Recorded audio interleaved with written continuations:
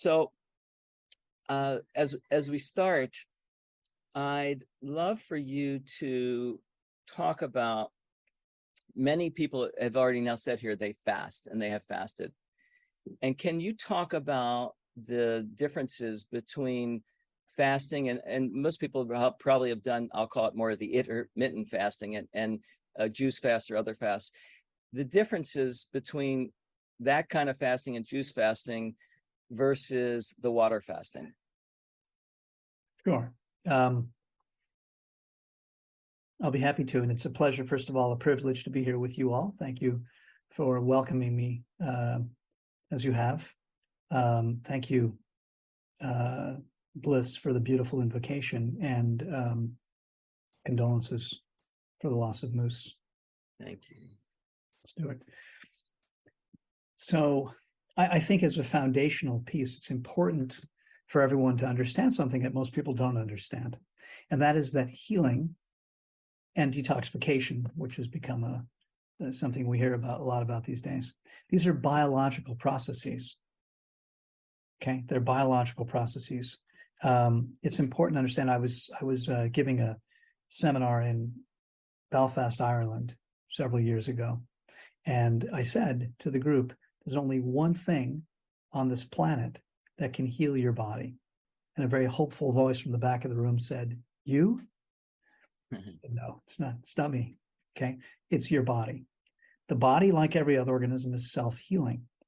And we've lost this truth, not by accident, but rather because 113 years ago, the world's first billionaire began investing in pharmaceutical companies. And medicine has become nothing more. I mean, doctors really are glorified pharmaceutical salesmen, whether they know that or not. Okay, that's really their job. That's the system is set up to move as much product as possible. It has nothing to do with helping people get healthier. In fact, healthy people don't buy drugs. They don't get medical services. Okay, they have no intention of helping people heal. They have no interest in that because that doesn't feed the machine. I hate the term intermittent fasting. Everybody intermittent fasts. I mean, intermittent fasting means that sometimes you're fasting and sometimes you're not fasting. Well, in English, French, Spanish, Italian, Portuguese, and probably other languages, the first meal of the day is called break fast. Okay, everybody fasts every night. We're not eating all the time. I mean, even if, one of my favorite jokes, people say, "Well, what's your longest fast?" I said, "Well, once I went between lunch and dinner without eating anything." Okay, that's a fast. It may only be a fast of 3 to 6 hours, depending on your schedule, but you're fasting. Fasting simply means that you are purposely abstaining from consuming calories or nutrients. Both of those things together are nutriment. Calories are nutrients. So if we're abstaining from consuming, then we're fasting. Most of us are probably fasting right this moment. The benefit comes not because there's some magic for fasting because we're fasting for 12 or 16 or 18 hours, but because most people are dramatically overeating and overburdening the body. And what we want to do is we want to take in the fuel we need, right? Food, as much as we might love it. And I think we should love and enjoy our meals. But food is primarily there to fuel the body, to give the body the energy, that's calories, and the nutrients that we need. Okay. And so what we want to do is we want to refuel no more than 2 or 3 times a day. For most people, twice, I think, is the best number. I mean, some people do okay with 1 meal a day. For most people, that doesn't work so well on a consistent basis. And most people don't really need more than twice. And we want to do that in a relatively small window. I would say 4 hours to 8 hours maximum. A lot of people are doing 16 hours of fasting. Okay, great. But it's not magic. It's simply that we're not burdening the body. The body has time every day. It takes about 15 hours for the body to start kicking out high levels of human growth hormone, the euthing hormone. Okay, when human growth hormone's in the bloodstream, the body is healing and actually becoming younger much more efficiently than it does at any other time. I'm a big believer in the terrain theory, and our terrain evolved from the ocean, and the ocean is a solution of the entire periodic table. That's right. Contains every single mineral. And it was Rene Quinton who said the only way life could leave the ocean was to take the ocean with it. And our extracellular fluid is actually managed by the body to have the same proportions of electrolyte, mineral trace elements, etc., as the ocean. Right. It's an amazing realization. Yeah. However, if I recommend the wonderful presentation by Professor August Dunning called Habitat Crisis. You can find it on YouTube, etc. He's a professor at Caltech, or professor emeritus, and an astrophysicist, and he took this challenge up about nutrition and versus chronic disease. And what he explains is that in modern produce, there are simply not the periodic table or even close to it. We probably have, even in the best produce, and I'm not including biodynamically grown, specialized produce, but just the produce you might buy, organic produce from one of your favorite stores, you're going to be hard pressed to be able to find more than 20 minerals and trace elements in that. You'll get the basic ones, the primary ones, as Loren said, the magnesium, the calcium, potassium, phosphorus, blah, blah, blah. But you are not going to get the ones that the body was literally designed from, and that is the minerals of the ocean.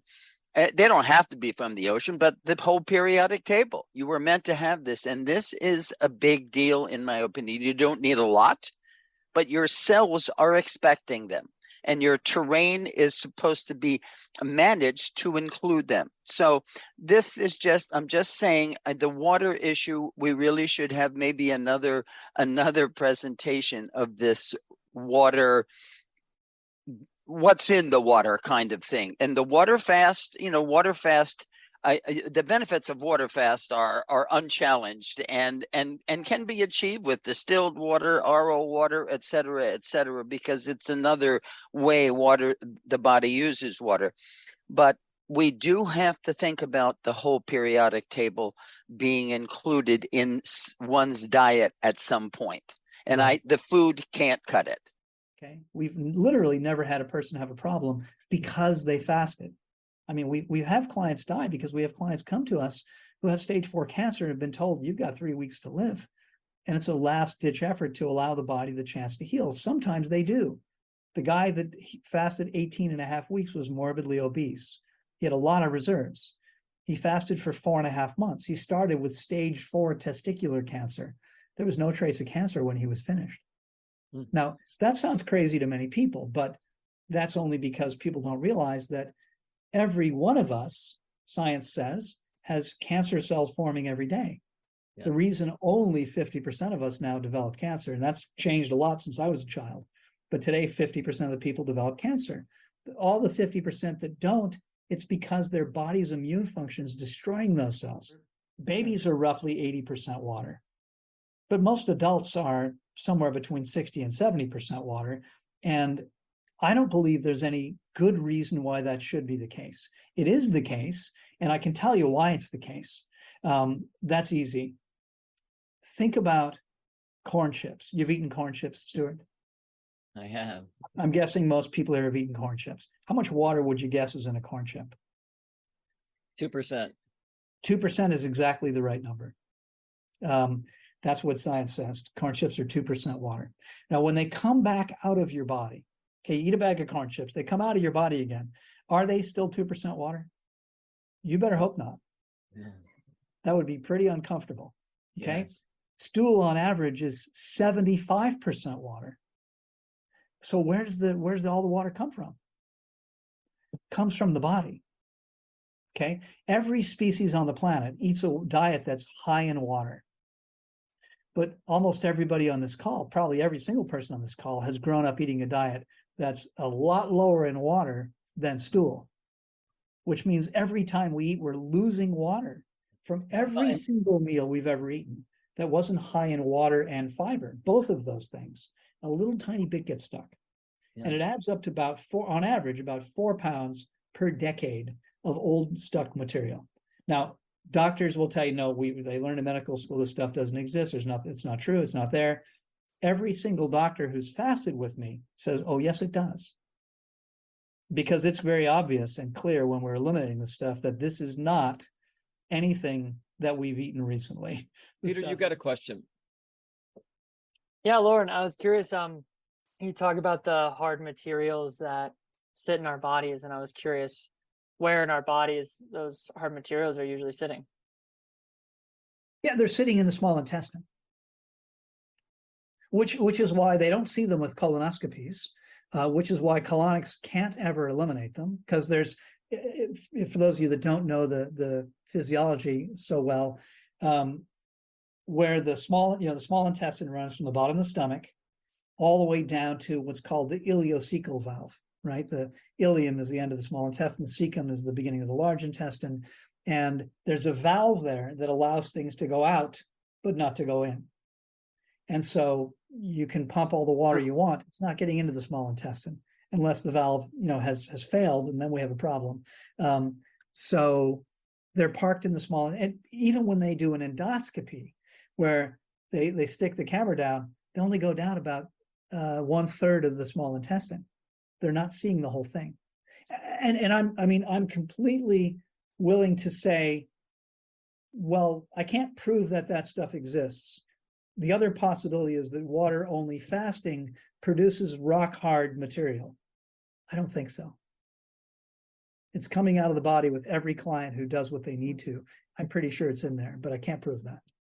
Yeah, are there any attempts or previous research that with, say, cadavers or with other collection devices that show? It's a great question. This is something they could do, but typically don't do in an autopsy. They typically don't open the small intestine unless there's some particular reason to.